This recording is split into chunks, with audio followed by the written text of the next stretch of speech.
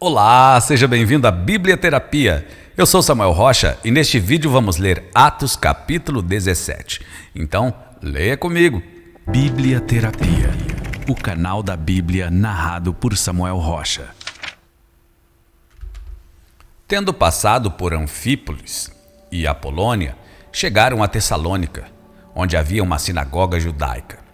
Segundo seu costume, Paulo foi à sinagoga e por 3 sábados discutiu com eles com base nas Escrituras, explicando e provocando que o Cristo deveria sofrer e ressuscitar dentre os mortos. E dizia: "Este Jesus que lhes proclamo é o Cristo."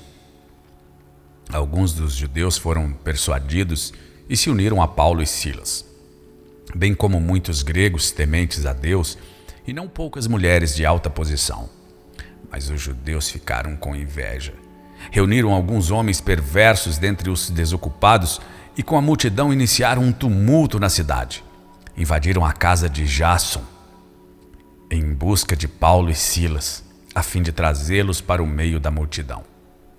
Contudo, não os achando, arrastaram Jasson e alguns outros irmãos para diante dos oficiais da cidade, gritando: "Esses homens que têm causado alvoroço por todo o mundo, agora chegaram aqui, e Jasson os recebeu em sua casa.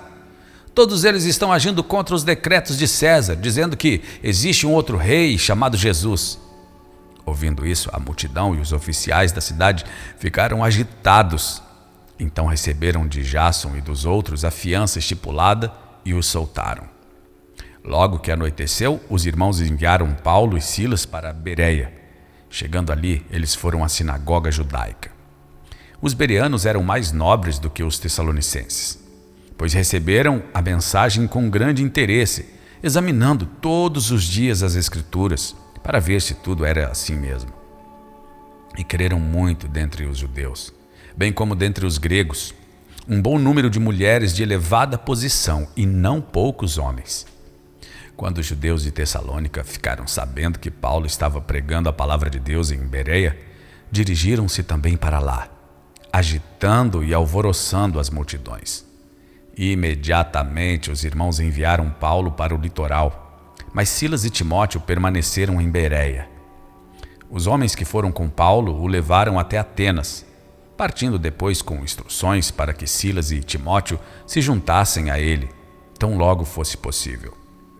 Enquanto esperava por eles em Atenas, Paulo ficou profundamente indignado ao ver que a cidade estava cheia de ídolos. Por isso, discutia na sinagoga com judeus e com gregos tementes a Deus, bem como na praça principal, todos os dias com aqueles que por ali se encontravam. Alguns filósofos epicureus e estoicos começaram a discutir com ele. Alguns perguntavam: "O que está tentando dizer esse tagarela?"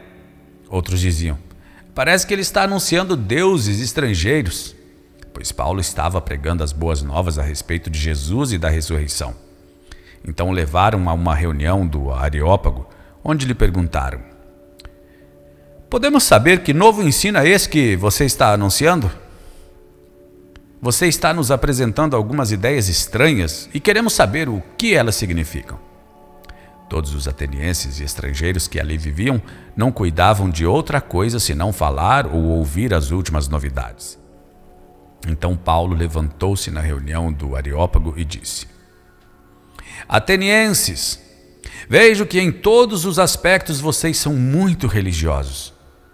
Pois andando pela cidade observei cuidadosamente seus objetos de culto e encontrei até um altar com esta inscrição: ao Deus desconhecido. Ora, o que vocês adoram? Apesar de não conhecerem, eu lhes anuncio: o Deus que fez o mundo e tudo que nele há é o Senhor do céu e da terra, e não habita em santuários feitos por mãos humanas. Ele não é servido por mãos de homens, como se necessitasse de algo, porque ele mesmo dá a todos a vida, o fôlego e as demais coisas. De um só fez ele todos os povos, para que povoassem toda a terra, tendo determinado os tempos anteriormente estabelecidos e os lugares exatos em que deveriam habitar. Deus fez isso para que os homens o buscassem e talvez, tateando, pudessem encontrá-lo, embora não esteja longe de cada um de nós. Pois nele vivemos, nos movemos e existimos. Como disseram alguns dos poetas de vocês, também somos descendência dele. Assim, visto que somos descendência de Deus, não devemos pensar que a divindade é semelhante a uma escultura de ouro, prata ou pedra, feita pela arte e imaginação do homem. No passado, Deus não levou em conta essa ignorância, mas agora ordena que todos, em todo lugar, se arrependam, pois estabeleceu um dia em que há de julgar o mundo com justiça por meio do homem que designou. E deu provas disso a todos, ressuscitando-o dentre os mortos.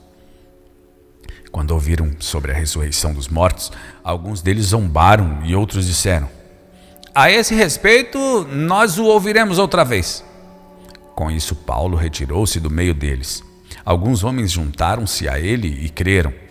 Entre eles estava Dionísio, membro do Areópago, e também uma mulher chamada Damares, e outras com eles.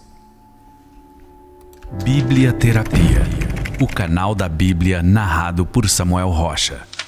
Vem cá, responde pra mim. Você já leu a Bíblia inteira? Você sabia que a Bíblia é o manual do cristão? Só lendo a Bíblia você vai se livrar de heresias, de doutrina de homens, de religiosidade, de fanatismo e de tantas confusões e alienações que os homens transformaram o Evangelho de Jesus, que é simples. Então, se você ainda não leu a Bíblia inteira, essa é a oportunidade de você ler a Bíblia em 300 dias, de forma prática, fácil e divertida. Ah, Samuel, mas eu não consigo ler porque eu não tenho disciplina, não tenho tempo. Não, esqueça isso. Você vai ler a Bíblia em 300 dias porque nós vamos te ajudar e vai ser de forma prática, fácil e divertida. Então, entre agora no link que está aqui na descrição ou no QR Code da tela para você saber mais informações.